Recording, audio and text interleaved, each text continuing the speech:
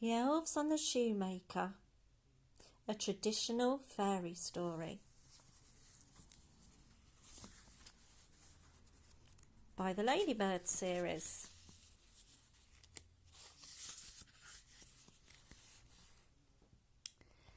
The Elves and the Shoemaker. Once upon a time there lived a shoemaker and his wife. The man was a good shoemaker and he worked hard, yet he and his wife were very poor. As time went on, they grew poorer and poorer. At last the day came when all the shoemaker had left was one piece of leather. It would make only one pair of shoes. That evening, before he went to bed, the shoemaker cut out a pair of shoes from the leather. Then he left them on his workbench, all ready for him to sew the next morning. As they were going upstairs to bed that night, the shoemaker spoke sadly to his wife. "I have used my last piece of leather," he said.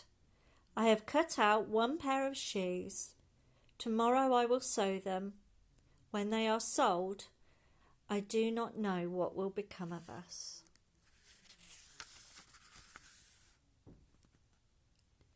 The next morning, the shoemaker got up early and went into his workshop, ready to make the shoes. On his bench, instead of the leather that he had left cut out, he found a pair of shoes already made. He was astonished and he didn't know what to think.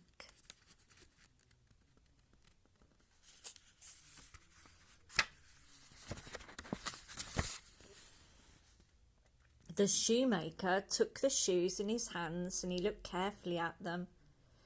They were neatly made, with not one bad stitch in them. He showed the shoes to his wife, who said, "I have never seen such a pair of shoes so well made. They're perfect." The shoemaker and his wife could not think who had sewn the shoes. The same morning a lady came into the shop to buy a pair of shoes.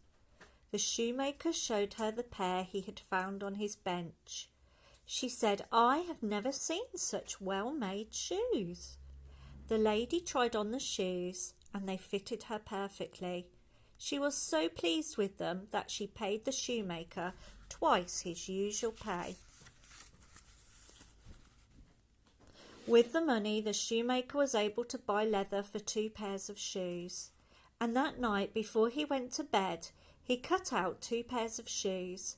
He left them on his workbench, all ready for him to sew in the morning.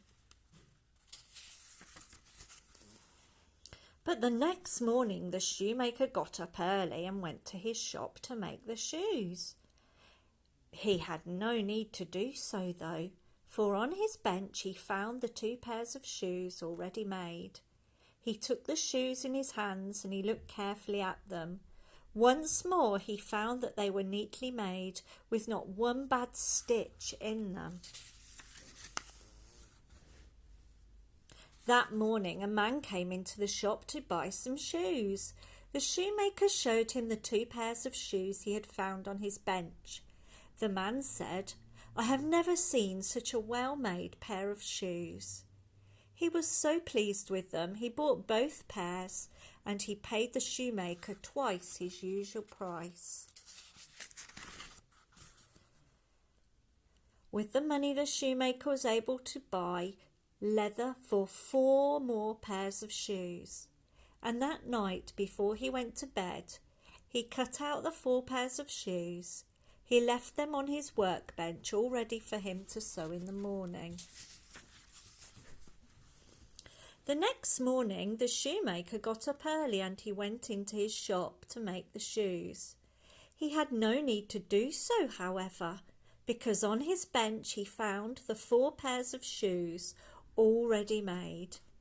He took the shoes in his hands and he looked carefully at them.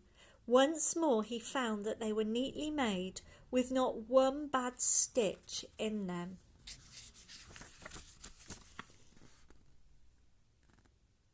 And so it went on. Every night the shoemaker cut out some shoes and he left them on his workbench. And every morning he found shoes all neatly made. Many rich customers came to his shop to buy the perfect shoes. So in time the shoemaker and his wife became rich.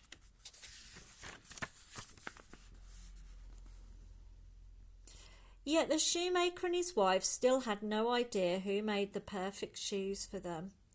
One evening, not long before Christmas, when the shoemaker had finished cutting the shoes out, he said to his wife, "We still don't know who sews the shoes for us. Shall we stay up tonight to see who it is helping us?"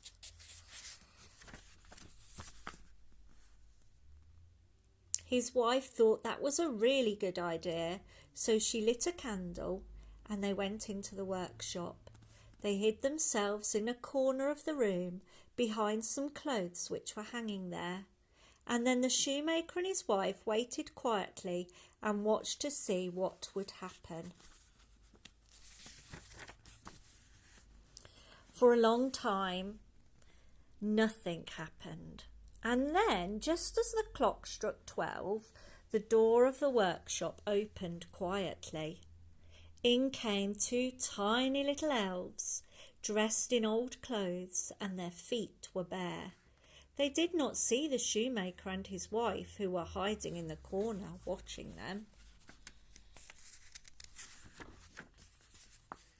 The next morning at breakfast, the shoemaker asked his wife, "How can we ever thank those little elves who have made us so rich and so happy?" "I know what we could do," said his wife. "We can make them new clothes and shoes. Their own clothes are ragged and their feet were bare."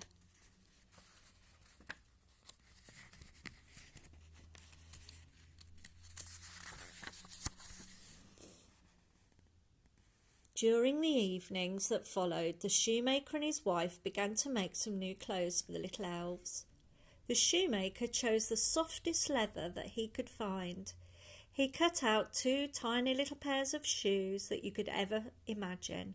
He stitched the shoes as carefully as ever he could.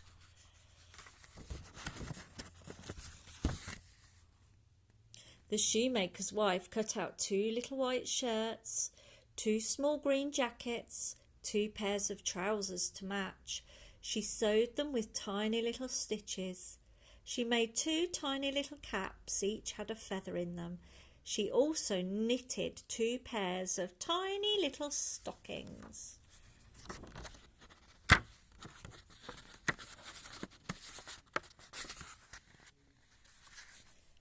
Just as the clock struck 12 that night, the door opened quietly, and in came the little two elves. They still wore their old clothes and their feet were blue with cold. They jumped onto the bench ready to get working, but there was no leather on the bench, only the tiny little clothes. The elves were astonished at first, and then they were delighted. In no time at all they were out of their old clothes. Then, talking and laughing, they dressed themselves in the beautiful new clothes. The green jacket and trousers, the white shirt and stockings, and the soft leather shoes, their little caps with feathers. They nodded at one another as they laughed. In their delight, the little elves skipped and jumped over the chairs and the benches. Then they joined hands and danced around as they sang. "Now we are boys so fine to see, we need no longer cobblers be." At last they danced happily out of the door. The shoemaker and his wife never saw the little elves again. But from that time on, good luck was always with them. They were rich and happy for the rest of their lives, and they lived happily ever after.